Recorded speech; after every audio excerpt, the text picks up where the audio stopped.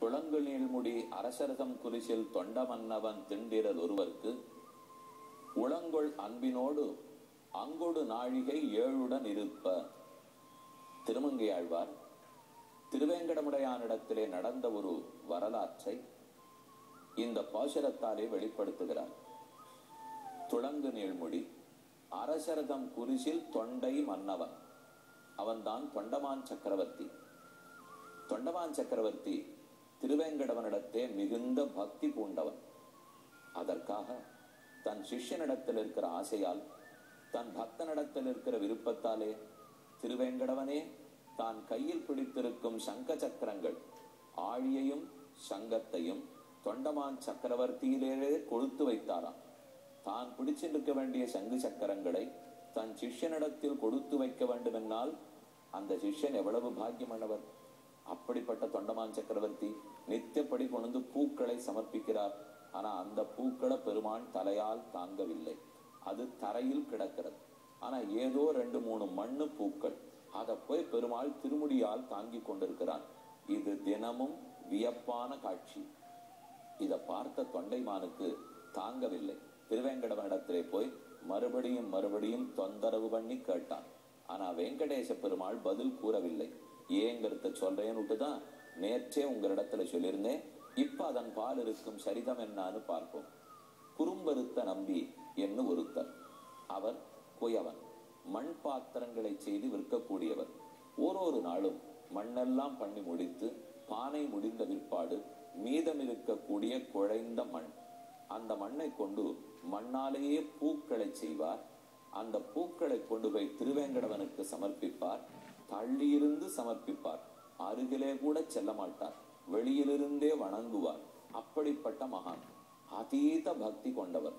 ஒரு நாளும் பெருமான் அவர் சமர்ப்பித்த மண்ணு பூக்களை எடுத்துத்தான் தன் தலையாலே தாங்குகிறார். தொண்டமான் சக்கரவர்த்தி தினப்படி இது சார் சமர்ப்பித்தது, ஏன் நீர் தலையால தாங்கி கொண்டிருக்கிறீர் என்று கேட்கிறார். ஒரு நாள் திருவேங்கடவன் குறும்பருத்த நம்பியரிடத்தை கேட்டார். நீர் தான் இந்த மகானுபாவர்னு சொல்லட்டுமா?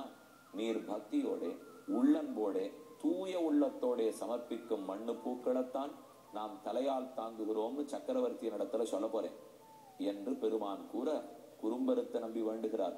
என்னைக்கு நீ இதை பத்தின ரகசியத்தை ஊருக்கு கூறுகிறாயோ அன்று எனக்கு முக்தி கொடுத்து விட வேண்டும். நீ இதை சொன்ன பிற்பாடு நான் உயிரோடு இருக்க கூடாது.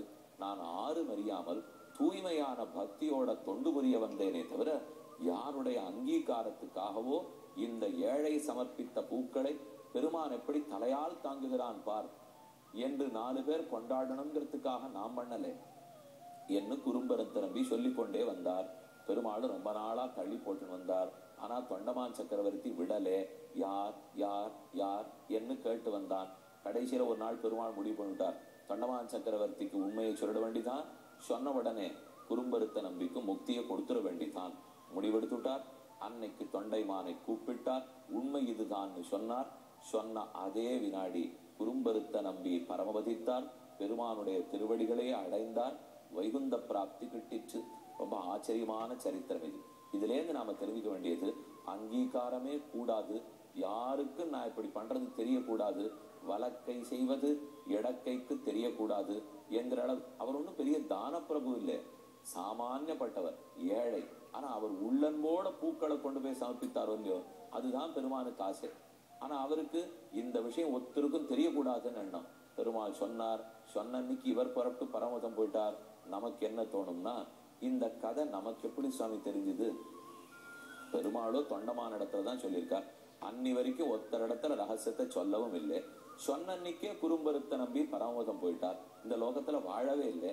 அப்படி இருக்கிறச்சே நாம சொல்லிட்டு இருக்கோம் என்ன? அதுக்கப்புறம் தொண்டமான் சக்கரவர்த்தி கொடுத்த அங்கீகாரம் தான் முக்கியம். இப்படி ஒரு பக்தர் வந்திருக்காருன்னு தெரிஞ்சின உடனே அனைவருக்கும் அதை பறைசாற்றினான். இதை பத்தி அழகிய மணவாள பெருமாள் நாயனார் பிள்ளை லோகாச்சாரியருடைய தம்பி, 13ஆம் நூற்றாண்டில் வாழ்ந்த வள்ளல். அந்த சுவாமி தன்னுடைய புத்தகத்தை குறிப்பிடுகையில் இதை பத்தி சொல்றார். வைதிகோத்தமனும் முனிவண்ணவனும் அனுவர்த்தித்த கிரமம் புஷ்ப தியாக போக மண்டபங்களில் பனிப்பூவும் ஆலவட்டமும் வீணையும் கையுமான அந்தரங்கரை முடிமன்னவனும் வைதிகோத்தமனும் மகாமுனியும் அனுவர்த்தித்த கிரமம். அவர் 3 பேரை பத்தி இங்க கதை சொல்றார். மத்த 2 பேர் இப்ப நமக்கு முக்கியம் இல்லை. இப்ப நாம சொல்லிட்டு இருக்கிறது புஷ்பமண்டபமாகிற திருவேங்கடத்தில் திருப்பதியில் முடிமன்னவனான தொண்டைமான் சக்கரவர்த்தி குறும்பருத்த நம்பியை அனுவர்த்தித்தான். குறும்பருத்த நம்பியினுடைய பெருமையை உலகம் முழுக்க பறை சாற்றினார். இதுதான் அரசன் கொடுத்த அங்கீகாரம். பெருமாள் கொடுத்த அங்கீகாரம் முக்தி, அரசன் கொடுத்த அங்கீகாரம் இப்படி முக்தி அடையிற அளவுக்கு ஒரு பக்தி இருந்திருக்குன்னு ஊருக்கு உரைத்தான் அல்லவா? அதுதானே முக்கியம். பெருமாள் முக்தி கொடுப்பார் எப்போது? அவ்வளவு வேண்டிய சீடனாக